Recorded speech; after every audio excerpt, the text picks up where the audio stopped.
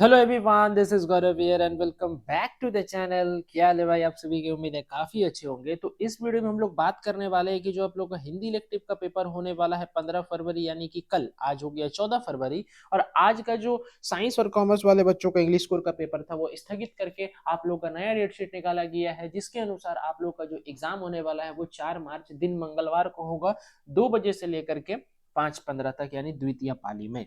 तो आज है 14 फरवरी, और कल यानी 15 फरवरी को आप लोग का जो हिंदी इलेक्टिव का पेपर होने वाला है, उसके लिए अभिव्यक्ति और माध्यम से किस प्रकार का सवाल आएंगे और किस तरह से आप लोग का एक्सट्रैक्ट बेस्ड क्वेश्चन पूछा जाएगा। एक्सट्रैक्ट बेस्ड यानी कि जैसे कुछ एक 7-8 लाइन का पैराग्राफ दे दिया, उसमें से 4 सवाल पूछ दिया गया, जैसे आप लोग का इंग्लिश में पूछा जाता है। तो उस बारे में हम लोग बात करेंगे इस वीडियो में। जरा सा भी मिस मत करना वीडियो को, और वीडियो को शुरू से लेकर के अंत तक मेरे साथ देखना है। नंदो, चलिए, सवाल है ये है कि रिपोर्टर का हिंदी में क्या कहते हैं। रिपोर्टर को हिंदी में क्या कहते हैं? तो रिपोर्टर को हिंदी में जो कहते हैं वो कहते हैं हम लोग संवाददाता। और संपादक किसको कहते हैं बच्चा? संपादक कहते हैं किसको? एडिटर को।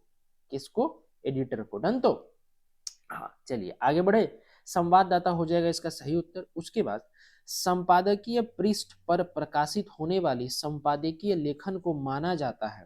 संपादकीय पृष्ठ पर होने वाली संपादकीय लेखन को माना जाता है, क्या माना जाता है? संपादक की आवाज। क्या माना जाता है? संपादक की आवाज। ठीक है। उसके बाद समाचार पत्र की आत्मा कहाँ होती है? समाचार पत्र की आत्मा जो होती है वो होती है, पता है कहाँ पे? वो होती है संपादकीय पृष्ठ में। ठीक है। आगे, अमर उजाला समाचार पत्र है। अमर उजाला किस तरह का समाचार पत्र है? हिंदी का समाचार पत्र है सर। समझ गया ना? चलिए आगे बढ़ते हैं। क्या लिखता है? जनसंचार का प्रमुख कार्य क्या है? यानी जो जनसंचार है उसका प्रमुख कार्य जो है वो है मेरा क्या? सूचना देना, शिक्षित करना, मनोरंजन करना, या इनमें से सभी? तो इनमें से सभी। ठीक है। उसके बाद समाचार पत्र की आय का प्रमुख स्रोत क्या है? समाचार पत्र का आय का जो प्रमुख स्रोत है वो है क्या? समाचार पत्र की बिक्री, विज्ञापन, उपयुक्त दोनों। समाचार पत्र का बिक्री भी और साथ ही साथ मेरा विज्ञापन भी। ठीक है।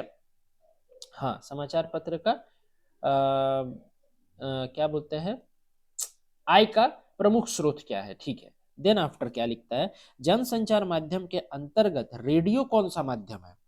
श्रव्य माध्यम है। सुनना है ना सिर्फ, तो श्रव्य है। ठीक है। यानी ऑप्शन नंबर ए सही होगा। ठीक है। अच्छा, जो मेरा टीवी है, टीवी वो श्रव्य और दृश्य दोनों है। ठीक है। लेकिन जो अखबार है वो क्या है? पठनीय है। ठीक है। हाँ जी, चलिए आगे बढ़ते हैं। भारत में पत्रकारिता की शुरुआत कब हुई? भारत में पत्रकारिता की जो शुरुआत हुई वो हुई 1780 ईस्वी में। यानी सबसे पहला पेपर प्रकाशित हुआ था पत्रकारिता की शुरुआत में बंगाल गैजेट। ठीक है। बंगाल गैजेट नाम का एक अखबार जो है वो प्रकाशित हुआ था 1780 में। ठीक है। उसके बाद आलेख लेखन की भाषा कैसी होनी चाहिए? जो आलेख लेखन है, जो आलेख लिखते हैं हम लोग, ठीक है, जो आलेख लेखन है उसकी जो भाषा है वो जितना हो सके सरल होना चाहिए और प्रभावी, प्रभाव पड़े। ठीक है।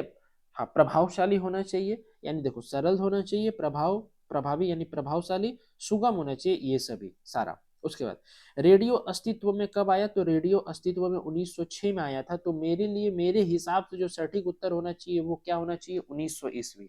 ठीक है। बाकी आप लोग देख सकते हैं, कोई दिक्कत नहीं है।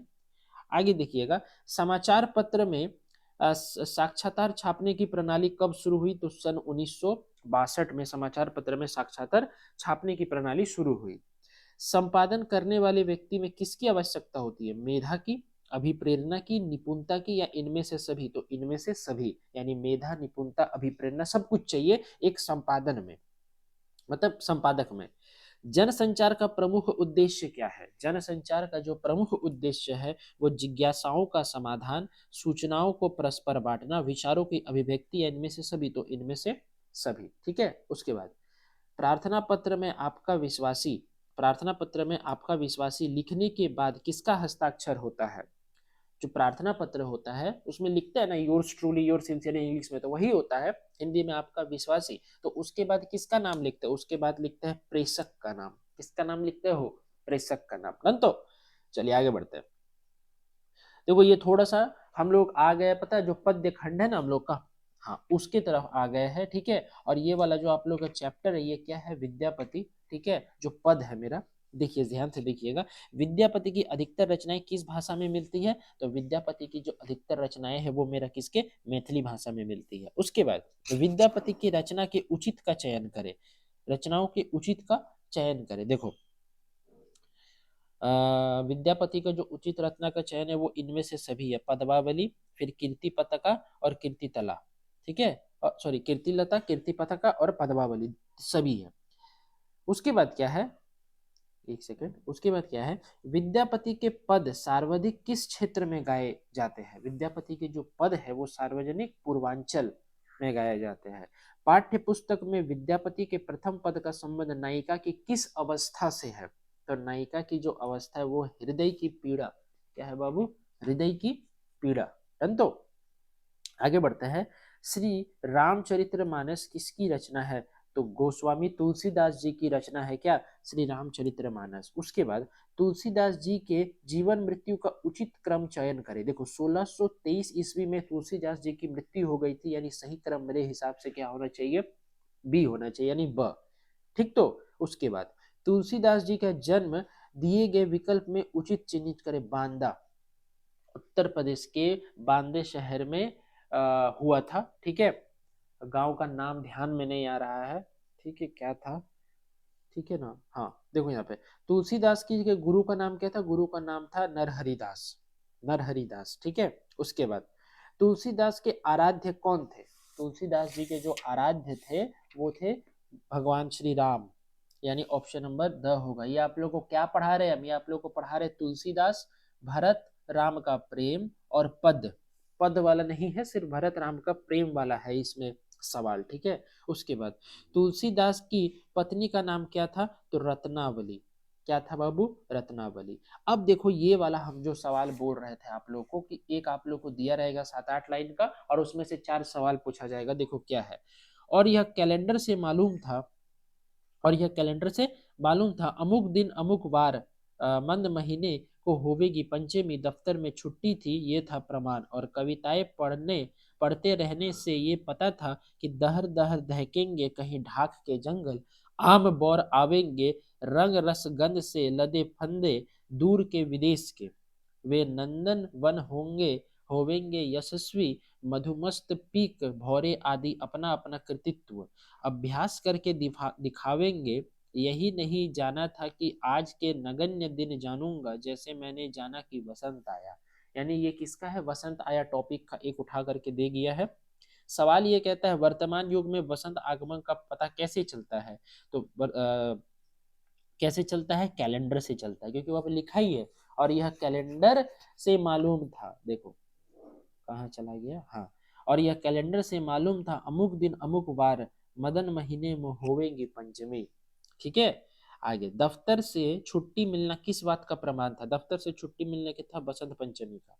उसके बाद प्रस्तुत काव्यांश के माध्यम से कवि ने अप्रत्यक्ष किस पर व्यंग्य किया है, अप्रत्यक्ष व्यंग्य किया है आधुनिक व्यस्त एवं संवेदन शून्य जीवन शैली पर, ठीक है। चौथा सवाल है वसंत ऋतु में होने वाली परिवर्तनों के विषय में कवि को कैसे पता था, कवि को पता था कविताएं पढ़ते रहने से, ठीक है। देखो ये वाला लाइन था ना एक, ये वाला दफ्तर छुट्टी थी प्रमाण और कविताएं पढ़ते रहने से ये पता था कि दहर दहर दहकेंगे कहीं ढाक के जंगल, आम बौर आवेंगे रंग रस गंध के लादे फंदे दूर के विदेश के, ठीक है। तो ये था क्या, एक काव्यांश पर आधारित बहुविकल्पीय प्रश्न, और हम लोगों ने किया अभिव्यक्ति और माध्यम वाला भी प्रश्न। आई होप आप लोगों को वीडियो पसंद आया होगा, वीडियो पसंद आए तो वीडियो को लाइक करते चलना, चैनल में मेरे नहीं हो तो चैनल को सब्सक्राइब कर देना, बेल आइकन को प्रेस कर देना ताकि सारा वीडियो का नोटिफिकेशन आप तक पहुंच सके। तो चलिए मिलते हैं नेक्स्ट वीडियो में कुछ नए क्वेश्चंस के साथ, और इस बार करेंगे हम लोग सब्जेक्टिव का मोस्ट इंपॉर्टेंट क्वेश्चन। तो मिलता है नेक्स्ट वीडियो में, till then bye bye, wish you all the very best for exam, keep growing and keep learning.